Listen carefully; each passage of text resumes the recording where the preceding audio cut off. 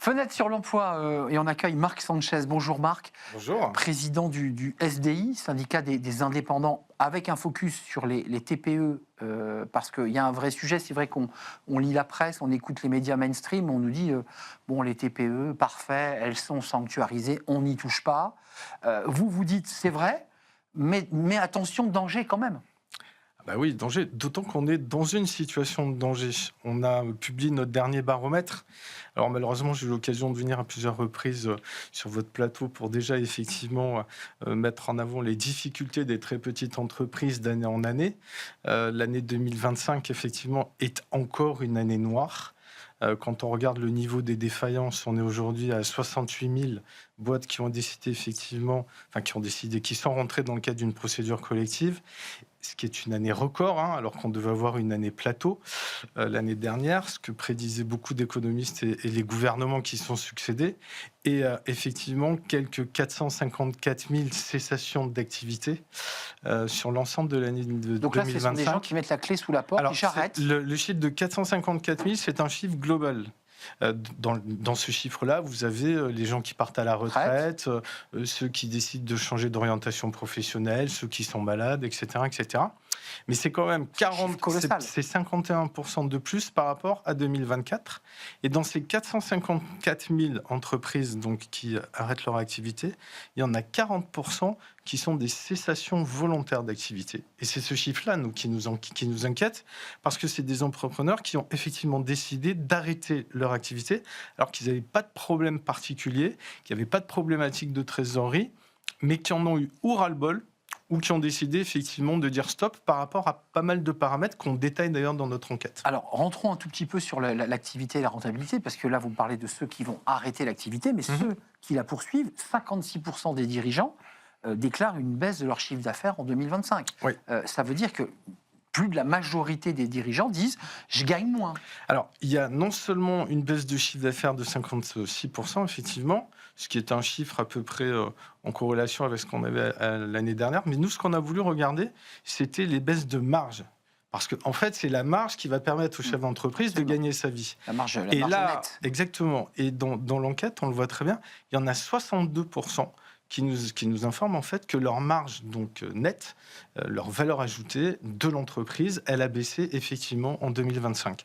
Et donc cette perte de richesse de l'entreprise, en fait, c'est ça qui va occasionner tout un cheminement, c'est-à-dire des baisses de rémunération pour les dirigeants qui se payent en salaire ou en dividende. Ça va effectivement limiter les investissements, limiter le recrutement, etc. etc. Là, le budget 2026, donc avec ce 49.3, c'est quoi les inquiétudes? Parce que j'entends, et on l'a dit en introduction, les TPE, les ETI, visiblement dit le Premier ministre, sont protégés. Il y a quoi? Il y a des risques d'augmentation d'impôts, il y a des risques de limitation d'activité par des liens avec des entreprises qui vont elles-mêmes fermer le robinet. C'est quoi les risques? Évidemment, l'économie, c'est pas quelque chose de cloisonné. C'est-à-dire qu'il va y avoir des résurgences nécessairement.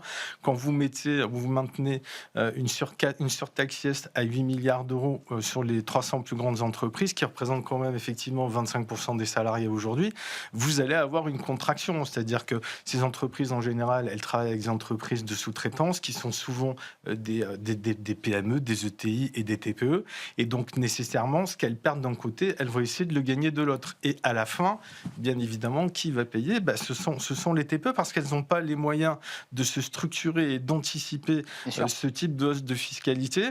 Et c'est là tout le problème. Alors oui, effectivement, facialement, quand le Premier ministre Lecornu nous explique que les TPE ont été préservés, parce qu'il n'y a pas une fiscalité nouvelle directe qui est mise en place. On ne crée pas la taxe. Exactement. TPE. Mais par contre, sur tout le reste, si on prend par exemple le PLF avec l'augmentation notamment de la part patronale sur les ruptures conventionnelles, c'est une taxation indirecte qui va effectivement peser sur les entreprises.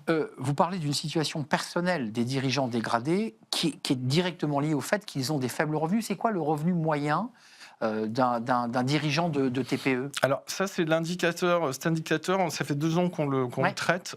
Il n'a jamais cessé d'évoluer vers la négative. On est à peu près à un dirigeant sur deux, grosso modo, qui se paye un peu moins d'un SMIC, c'est-à-dire aux alentours de 1400 ou 1500 euros, ce qui est un chiffre... En activité principale, c'est Oui, ça, un dirigeant, ah non, c'est non, ça. oui, On n'est pas en activité complémentaire. C'est pas des micro-entrepreneurs, c'est vraiment des entreprises, on va dire, à temps plein, des entrepreneurs à temps plein. Alors, ils peuvent être en micro-entreprise ou ils peuvent avoir des salariés, mais globalement, effectivement, oui, il y en a à peu près 1 sur 2 qui gagnent moins d'un SMIC pour à peu près 50 heures, grosso modo, de travail hebdomadaire. Et ce chiffre-là, malheureusement, il ne baisse pas. Juste avant de nous quitter, frein sur l'emploi aussi dans les prévisions de 2026, parce que ce sont des TPE, mais certaines ont des salariés et les embauchent. Là, vous dites danger sur l'emploi. Ah bah, si on essaie de donner aujourd'hui des perspectives sur 2026, ce qu'on sait, c'est pour 82% de nos dirigeants, ils nous expliquent qu'ils ne vont pas recruter.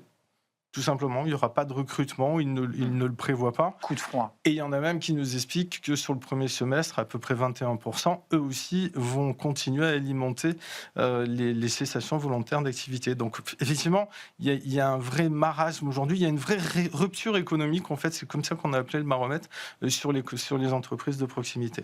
Baromètre important, édifiant, à découvrir sur le site du SDI, Tout à fait. avec toutes les études, évidemment, maintenant, qui sont sur le site, qui sont des études extrêmement précises. Merci à vous, cher Marc Sanchez, d'être venu nous rendre visite. Vous êtes le président du SDI, le syndicat des indépendants. Merci pour cet éclairage précis. Merci à vous, merci de votre fidélité, merci à tous ceux qui réagissent, nous suivent et apprécient Smart Job. Merci à Nicolas Juchat, évidemment. Merci à Paul au son aujourd'hui et merci à Charles à la réalisation. Merci à vous et je vous dis à très bientôt. Bye bye.